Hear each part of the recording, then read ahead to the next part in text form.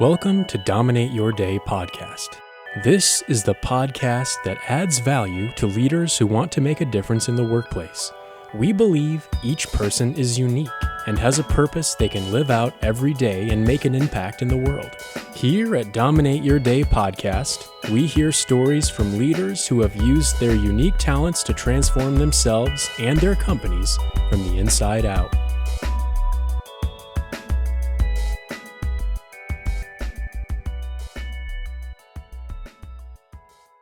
Hey, I am very excited today to welcome Annie Margarita Yang. And there's something behind that name, right, Annie? You'll have to tell Absolutely. me. So, Annie is, she's got 1 million followers on YouTube. She's written several books, and she has a interesting perspective on helping her clients. So, Annie, welcome to the show. Thank you, And Dana. I'd love for you to explain to our audience exactly what you do and how you got to these 1 million followers on YouTube. I would say I'm a self-proclaimed financial guru for millennials. I mean, who gives someone that title? It's a title that you give yourself. So for the last few years, I've been making videos on YouTube on how you can manage your money, how you can save it and budget. But recently, in the last year, I've made a slight transition. So now the focus isn't so much about how to save and manage your money. It's more about how to make more money, how to Mm, progress in your career, because I see a lot of people struggling financially. And it's not that people don't know how to save, it's just that the inflation is just so high. I mean, the yes. only way these days to get ahead financially, I believe, is to get a new job that pays you more. So that's There. why I wrote the 5-day job search. Okay, well, let's talk about that book, The 5-Day Job Search. I'm curious, why did you create that book? And who is it for? I say it's for millennials, but honestly, it is for everyone because a lot of this book is about how to personally brand yourself as a job seeker in the job market so that you look like you're a industry professional, like that you Mm, are this expert that's highly sought after that everybody wants to hire you for, you know? Like I get opportunities all the time. Even though like we are in a recession, I still have people reaching out to me and going like, I want to give you this opportunity. And I'm like, I'm so sorry. I'm really busy. I'm mhm. going to have to turn this down, even though it looks like a nice offer. Even like just 6 months ago, I got an offer for a part time CFO position that I had to turn down because I'm focusing on selling this book. I said, no, my focus right now isn't to work a job or do this. It's really, I got to sell the 5-day job search because millions of Americans are struggling right now. We have 44 million Americans with student loan debt that haven't Mm, had to make a payment in the last 3 years. And all of a sudden, starting 3 weeks ago, they have, you know? mm, And this isn't even yeah. just a millennial problem. This is something that affects people older than 35 years old. I believe half of borrowers are over 35 years old, and the average person takes 21 years to pay back their student loan debt in full. And that's not right. Yeah. So, what are you doing to help solve the problem? So, what I'm doing is I wrote this book, The 5-Day Job Search, but I'm also about to, starting next week, get on YouTube Live to show people how they can use ChatGPT to advance in their career. There's various prompts, various methods that I developed through working with clients who wanted to land a job in 5 days. They haven't done it in 5 days, they've done it in 10 days, but still better than the 3 months, 6 months that people are Sure. taking. It's a special system that I've created that I'm sharing with people so that they can do it as well. Can you give us a sneak peek of what this little system is or talk Yes, about it yeah, today? I can do that. So, Okay. one of the things is people need to think about what they want to do 10 years from now, 20 years from now. I don't care where you are now, because it doesn't matter where you start. What matters is where you're going. So, somebody came to me and he said, I'm working at the front desk at the hotel. I'm a front desk agent. I want to be a hotel manager. How can I do that? What advice do you have for me? And I said, let me do my research and get back to you. I went on LinkedIn and I searched for people with the title hotel manager. And I just like opened all the profiles in a new tab and I looked at their history. And this isn't something you just jump to, you know? You don't go from front desk agent to hotel manager in just one job. This is like a 10 years in the making kind of thing. You don't just wake up and you're like, I'm a hotel manager today, you know? So, what we had to do was we had to copy and paste all the previous job titles that this person, these hotel managers had all along the way to basically chart what their career paths were and reverse engineer how they got there. Many of them did start at the front desk. And Mhm. then promotion after promotion, maybe after 5 or 6, they eventually became a hotel manager. But I also noticed that many of them, instead of moving up in their career, at some point they moved sideways. Like a lattice is what we call that. Oh, that's Yes. what it's called? Yeah, like, they So went it's like horizontal, you know, yeah. because it's almost like the same kind of position rather Mhm. than going the next up. So the secret is to already think about right now what you wanna do 10 years from now so that you can efficiently chart out what the path should be. Otherwise, you end up with the lattice that you're talking about, Dana. So how does the chat GBT so it's about the prompt, I guess, that you're asking the chat GBT It is when you're also at about the prompt. So this comes only after we figure out what the job title is. So, like, for example, he wanted the hotel manager position. I said, "That's not realistic. We have to think about what the next job is," right? So that would be front desk supervisor. That's actually Mhm. the job title he should be going after. So what we Mm. did was, we go on Google and we search for the term front desk supervisor job listing. And then you open each listing into a new tab. You can open around 20. I find after 20 it gets really repetitive. Yes. Okay. So because one of the things people do is when they're hiring somebody, they look at other existing job listings to work off of as a template. So Ah. yeah. Anyway, so what you do is you copy and paste the listing, one listing, into ChatGPT and you say, ChatGPT, analyze this job listing. What is the employer looking for in their ideal job candidate?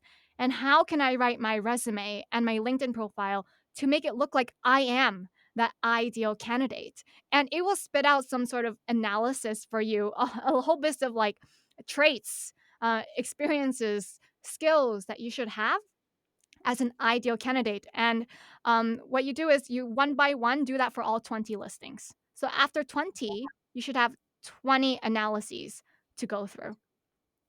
Wow. And then so from there, you use all those and then come up with a summary of what you're going to put on your resume and everything in your communications or what how do you summarize that down? So from Or do you there, this software is like spitting out 2-page analyses. So like yeah. when we have 20 of them, it's like a 40-page document, Word doc that I have to go through. So what I do is I have the client actually group everything. So I say, okay, here's a section on software. Go through this analyses and copy and paste, cut and paste everything from the analysis that's related to software into the software section that I have here. Um, this Mhm. is the about the experience section.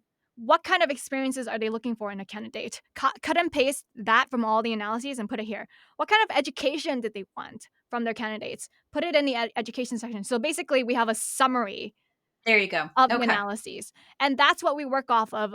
So then I just ask this person, like, okay, based on this summary, do you have this, and this? Like, just give me the Mhm. answer, and then we shove that back into ChatGPT. We say, here's the information about this applicant, about everything they did at their previous jobs. Write me a resume. Mm. Yeah. Oh, that's awesome. And how's it working? It works because it's a highly targeted resume. So um people think that they need to have like all of the qualifications. I mean, the way I view it is when an employer puts what they require from an applicant, it's just a wish list. It's like Christmas. Like, what do you want Mhm. for Christmas? Okay, I want this, and this. When you go on Amazon and you're shopping, you're just browsing. You're like, what can I get today? Right? You add things to your shopping cart. It's like the same thing. I think um, job seekers, they get so hung up about not having everything that the employer is looking for, but they have to realize this is just a wish list. It doesn't mean that someone actually meets all of those requirements. They'd be lucky if they found someone who met even half of those requirements, to be honest.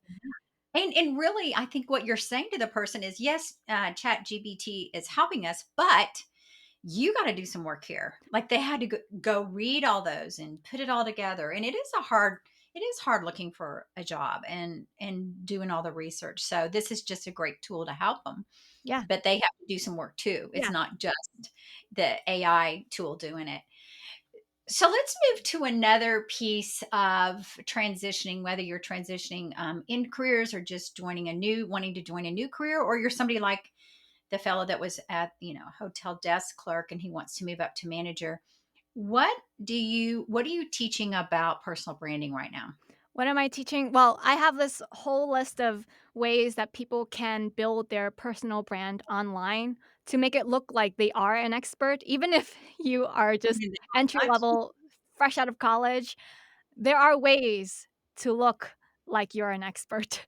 So one of the ways is you need to have a very professional headshot. I go on Mm, LinkedIn, even if we have VPs, directors, managers, CEOs, I see them on LinkedIn. They don't always have a professional headshot. They're using yes. something they took on their iPhone, or they think that if a professional photographer took it at a wedding, it must be a professional photo. What? No, please. Up level your career by searching on Google, headshot photographer near me, and look for someone who has the kind of vibe you're going Mm, for based on their portfolio. And then mhm, not just that, you have to walk in to that studio with your best foot forward because you wanna look amazing in your headshot. 80% of the work to looking amazing in your headshot actually comes from the homework you do before you walk in. So here's the secret. You need to get a professional haircut at a salon booked the same day, right before you take the photo. Because mhm. then your hair looks amazing. If you're a woman, get a blowout, right? Yeah. Um, something that I did was, um, you see, this is my second book. It's not like a Wall Street Journal bestseller or New York Times bestselling author kind of thing. It's an Amazon bestseller, Mhm. but I'm still able to call myself a bestseller based on this. I walked into my hair salon and I said, "I'm looking to position myself as like a famous celebrity author." I said, "Make me look like I'm someone famous walking through New York City." You know? Good for you. Yeah, I said, "That's the kind of look I'm going for so that when I'm trying to get in the media, getting on podcasts like this one, Mhm. people are like clamoring to get me on their show because I look the part, right?" So that's exactly what she said. She just, like, was like, "Okay, I'm gonna make you look great," right? Oh, Um, that's awesome. yeah. Another thing is you need to get your makeup done. You cannot do your own makeup because camera makeup with all the bright white studio lights, they're going to make you look totally washed out. So use Mhm. the makeup artist that the photographer partners with because they're familiar with how the makeup should be done. Men who think that they don't need to get their makeup done, you need to do your makeup as well.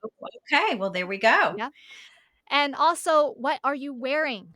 What are you Mhm. wearing? You can't just wear a t-shirt going in. So something I recommend is you look on Google. Like I'm going back to the hotel manager Mhm. example. Go on Google and search in the image section, hotel manager. And it will give you like some ideas of what a hotel manager should look like. Now, Mhm. is that really what a hotel manager looks like? No, but it's what people perceive a hotel manager to look like. Sure. So it's all about the perception. So notice like what colors are they wearing? What kind of blouses, shirts are they wearing? Are they wearing a Mhm. jacket in their photo? Pay attention to that kind of stuff and mimic that in your headshot as well. Interesting. So one thing we said at the very beginning that I want to circle up to now is your name. So tell them the story of how you are positioning yourself as Annie Margarita Yang and why you're doing that. So, my whole life, I have gone by the name Annie Yang. Nobody has ever called me Annie Margarita Yang in person. And I never introduced myself in person as Annie Margarita Yang. I'm only known as Annie Margarita Yang online. I made sure that everything related to me on the internet is Annie Margarita Yang because the way Google SEO works or any search engine works is they're trying to find everything relevant to this specific search term. So if you use your full name or if you don't have a middle name, that's too bad, right? Mhm. But whatever name you're using, you're really consistent with it across your LinkedIn, Facebook, Twitter, Instagram, TikTok, YouTube, your own website, Medium, Quora, all of these things, if you're really consistent with the name, then everything that shows up in the Google search result should tie back to your content, not someone else's. And is this when you started kind of working on your personal brand, was this a personal journey? Did somebody help you with you, or do you do all the research and said, okay, this is what I'm going to do, and then I'm going to write about it and talk about it? I never hired a consultant, never got a teacher, never took any courses. What I did was I observed. So Hmm. so I personally believe a lot can be learned just from looking at what someone else did, Hmm. and then trying to figure out by analyzing and reverse engineering what they did. So, personally, now I'm trying to brand myself as a best-selling author, hopefully, maybe in the future, a New York Times best-selling author instead of just Amazon. So what I did was I went on Amazon and I looked at the list of titles in the career section that were bestsellers. I copied Mm. and pasted those authors' names into Google, and, I just tried to see, like, what kind of results come up for them. What are they posting online? If the Google search results point me to their Facebook, to their LinkedIn, how did they do their profile? What kind of headshot did they do? Do they have a banner? Robin Sharma, I'm not sure if you've heard of him. Oh, you have? Yeah, yeah. He's excellent in his Mm. branding. I think, nobody is as good as him when it comes to his author brand because he was so consistent across all his profiles with his headshot, with his banner. It's like, exactly, it's Robin Mhm. Sharma. Surprisingly, like, other best-selling authors, they made mistakes, I see other best-selling authors, like, they're so zoomed out in their headshot, you can hardly see their face, you know? Yeah. Or, like, one author I saw, like, you saw a side profile of that person, I'm like, if you're lucky you're famous, but, like, if you weren't famous, then people would question, like, "Who are you exactly? I can't really see your face." If I saw you in real life, I wouldn't be able to match up the fact that you're this person I saw on LinkedIn, you know? Yeah. Absolutely. One of the other things I'm observing that you're doing that I think is pretty powerful, and I talk to leaders about this quite a bit, but it's actually cues. Communication cues. What do you Like mean? you're when you're looking, how far you are away from the camera, who you're looking at, how you're projecting. You always kind of have a smile, you have energy. And I think people can really read that, whether it's in a photo, showing your hands is important. There's so many things that when you're on Zoom or you're on a YouTube, how you come across is a big part of it. And those are all the communication cues that come up when we are coming into a room, whether we're in a Zoom room or whether we're in a live room with an audience. And I think it's no being self-aware of how you're portraying yourself. And so much of that is practice I probably. think you have hit the nail on the head, you have picked up on that, and I actually spent a lot of time to make Oh, sure I mastered all of these soft skills. So I did do public speaking, I went to Toastmasters for 2 years, gave speeches there. Um, the table topics exercises they did really helped train me to be able to speak off the mhm, cuff as well. Doing these mhm. podcast interviews is also training as well. You're my 30th interview. So by now Good. I'm a lot more comfortable and Yeah, confident getting into an sure. interview, not being scripted, you know? Absolutely. And we have, besides our listeners that are out there, our leaders that are out there in the workplace, we have a lot of coaches, and a lot of leaders right now are leaving the workplace and starting their own coaching practice. And some of them are doing it for various reasons. And so we get a lot of people asking about personal branding and how they build their pitch and their platform and how they think about who they're serving. And so that was why it was real important when we were in the green room that I was asking, okay, who do you serve? What do you feel like what problem are you solving? Because that is the key, because we can't solve everybody's problem as we get out there and market ourselves as a person, selling yourself on YouTube, right? Yes. I mean, and there's so many changes going on right now in everywhere. So I love the fact that you talked about testing and learning, like you're practicing, whether you went to Toastmasters or doing your 30th podcast interview. It's not being afraid to work on that because you're practicing and you're going to learn from it. So tell us what else people could find whether it's in one of your books or online, that you feel a passion right now to share with your audience, besides what we talked about with job transition, looking at the career search, and then the personal branding? Well, can I share this? It's not Of related to course. career, but I honestly think we're going into a second Great Depression, and I want people to hear about this. Like, there are going to be so many massive layoffs. The crash hasn't happened yet, but it is going to come. There will be bank runs coming. In the Great Depression, we had 20% unemployment, Mm, and that is really bad, right? And we might have something that matches that as well. We might even go to war. I think this is a really important topic to talk about right now because now is the time to prepare.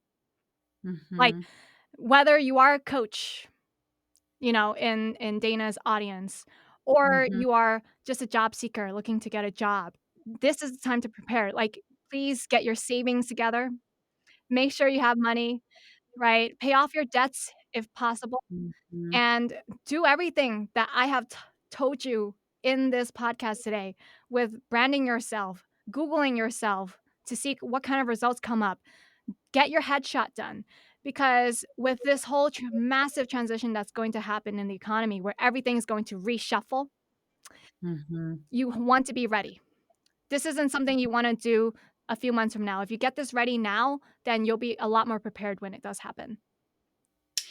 And you have a passion. I hear your passion loud and clear about finance. And I saw when I was reading your bio, there's a lot about finances, and starting with helping young people who, or older people who have debt from their, from their loans. So what has caused that passion in you? Where does that coming from? This is very long-winded. I mean, I don't know why I'm so passionate about money. I think it was 2 things, honestly. One is my guidance counselor in high school told me I would always be a failure if I didn't go straight to college. She told me I was Mm, destined to work at McDonald's the rest of my life and be poor. mm, And I wanted to say no. I come from a Chinese working class immigrant parents. Um, they came here for their American dream. They came here with only $400 in their pocket, and I wanna take what I have in my life, and I wanna make something of it. So, I figure, "Okay, if I can become financially independent." I'm on my way, I'm not that right mhm, now, but if I work toward that, and I can become that story of the immigrant child who mhm, built up from nothing, and I can inspire other people, maybe other people will learn to shine their light as well. The the other thing is, my parents also growing up, I'm not sure if this is a Asian culture thing, but because we didn't have much, whenever my parents bought me stuff beyond the basic necessities, they would say like, "We got you this, therefore you owe us something. You need to be a Oh. good daughter." It basically is kinda like the strings attached thing, and Mhm, I didn't like that. I figure if I ever borrowed money from my parents as an adult, then they might be able to say, "Okay, we gave you this money, therefore we want you to go to this school, we want you to study this major, we want you to go into this profession." And I didn't want that because this is my life. I want to have freedom. Yeah. so you did, so there's the passion. I see it and I feel it. So there's a big part of all of this around mindset. So what are you doing on your mindset as you say, I'm going to be this author. I'm going to be, this person that helps people even through the financial times. I'm going to warn them that they need to get ready. What, what have you been doing to nurture yourself and take care of yourself and manage your mindset so you don't fall into those patterns? Oh, it's doomsday. It's more of, no, here's Annie and she's going to be, this is who she is and this is what we're going to do. Something I do is I have a lot of affirmations hanging on my mirror. I knew you did. Yeah. I How knew did you it. know? How can you tell? I could tell this girl is Paula. Because we're around a lot of people and our world wants to divide. everybody. Yeah. And when you come out with a positive message and you're helping people and you're coming up with solutions, you're working on yourself too. Yeah. You're not just right. So I love that you have affirmations. I love that you do that. And I think I'm a big person in personal branding, but also in just knowing yourself and unlocking what's inside so that you can help others and living that out each day. So, do you have a typical day that how you dominate your day, how you make things happen? Or are you kind of more on the fence of, I'll time block and I'll do this on this day, and I'll get it all done? What is your mode of, Okay. Here's what I do. So I make a whole list of everything I need to do. Like if I mm, need to book an appointment with somebody, that is on my to-do list. Even if it's like a 5-minute task, I write this down all on this master to-do list once a week. And then for each thing on this to-do list, I say, okay, this is going to take 30 minutes. This is going to take an hour. I estimate how long it will take, and then I book it on my calendar. I there book you go. everything on my calendar, even like, having to practice piano, which is like something I do every day, but it still needs to be booked on my calendar. Otherwise, I don't follow it. Um, I book downtime as well, relaxing time, lunchtime. Mhm. All of Yeah, this is on the calendar, and I just honestly, I follow the calendar. so I'm going to guess that if you did your strengths, or strength finder, Clifton strengths, whatever you call it, that you'd probably have really high achiever in I there. think so. I don't remember Yes. what my results were, but it was definitely very ambitious type A kind of personality. Well, but that's what's really fun, is to see what you have and then how you're going to manage your day based on that. And that's what I like to specialize in and help people with, because then it's, oh my gosh, I don't have achiever, but I have this, and this is how I'm going to make it happen. And it really is exciting to watch people be more productive and energized and confident in what they're doing. And I see that in you. So you figured it out, and that's what's exciting. So, Annie, as we get ready to close out, is there anything I didn't ask or something that's coming up for you right now that you would love to share with our audience? Yeah, I also wanted to share with you guys how you can do a professional bio with ChatGPT because before Ah, ChatGPT was out, I was paying a bio writer $300 to $500 to write me a professional bio for the LinkedIn summary, but also just a general bio people are going to read for the podcast or put on the about section of my website, mhm. that kind of stuff. And now you can do it with ChatGPT for only $20 a month, right? So See, there you go. so this is something like Yeah. you really don't have an excuse to get your bio done because your bio is really what's going to help you brand yourself as the industry expert and also help you with your transition because the bio isn't about what you do now, it's about what you want to do. So Mm, you can prompt the ChatGPT with like, "Hey, I need a professional bio written. What information do you need from me?" And then it's going to give you a list of like 10 things that it needs from you. Just fill out the whole thing, and it will turn out a very good professional bio for you. And if you don't like the tone or the style of the bio, what you can do is you can go on LinkedIn and surf the platform. Look at other people's bios. If you find one mhm, that you like, right? Copy and paste mhm. that bio into ChatGPT and say, analyze this person's bio. What is the tone and the style? Because I really like it. Um, and then you say, great, now that I have this analysis, let's label this as, um, I don't know, original bio tone. Give it a label, a Mhm. name for this analysis, right? And then when you prompt it to write your bio, you say, in the tone and style of this original bio tone, blah, blah, blah, whatever you labeled it as, write me one that's also in that tone and style. And it will give I you love exactly what you need. Yep. It's amazing. And we've been sharing, I have several community groups of coaches, as well as, people that I work with that are leaders. And it's fun to share kind of what you're learning from Chat GPT right now, because there's so many. I've seen some pictures that people have gotten. Have you seen those? Uh, You can pictures? turn in you can turn in several photos, and it will spit back like 60 photos for like I $30. gotta try that. No, I You haven't got to done. try that Yeah. next. Yeah. Try that. And I've seen some good ones come out of it. So it's fun to learn, as we, that just came out this year in a big way, and it's been fun to see how more efficient it's helped people be. But I think the key is, when we talk about personal branding, to not just send it something to write it. My husband was saying to me last night, I need Chat GPT to write something. I said, well, you need to put in there what you want. You can't just say, write me a letter. Right. You have to feed it your I personal mean, information as well. yeah. Yeah. And I think some of the best advice I got and that I'm giving to a lot of my coaching groups is write it and then ask it to edit it in your voice, and then you don't, it's okay if it's messy, if it's sloppy. You don't have to write it out full, but at least you got your voice in there, your brain voice in there, and they can pick up on that. Yeah. So, Something though that it does is if I ask it to edit, it will remove my original tone and style, like my voice. So I oh, have to, really? yeah, I say please edit the grammar and the spelling for me. It's just like a light polish, but it does that. So then I also have to do a second prompt and I say, this is not what I wanted. Please Yes. maintain the original tone and style of my voice. Yeah. Absolutely. Absolutely. Which is so important when you talk about branding. And so being able to find, and there's several out there besides chat. I've used Claude as well, and that one's interesting.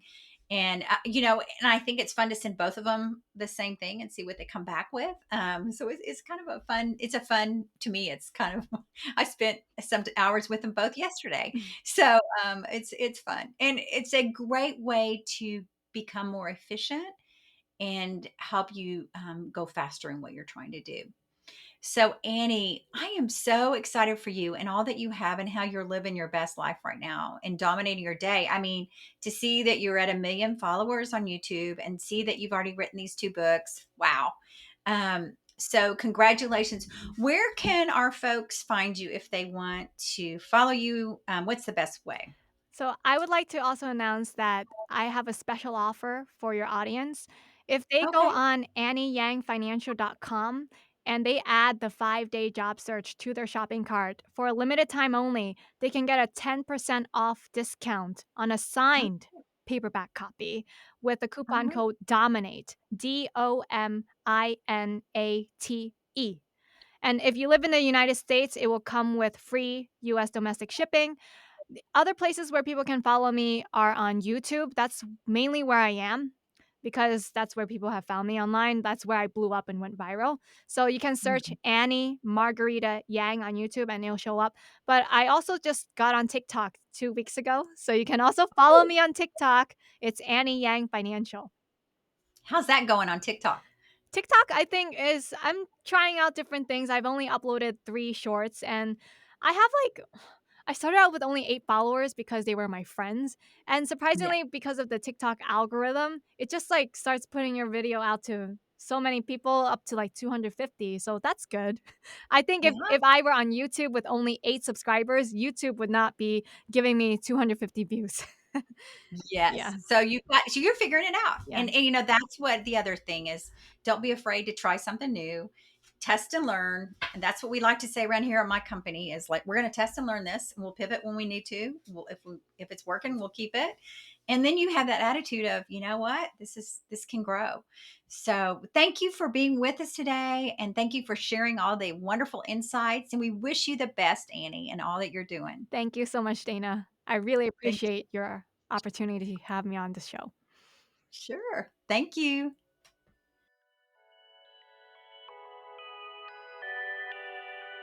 You have been listening to Dominate Your Day podcast. If you're ready to transform your life and workplace from the inside out, go to danawilliamsco.com and set up a discovery call. We would love to connect with you and equip you with some helpful resources. Thank you for listening today, and please take a moment to subscribe to Dominate Your Day wherever you listen.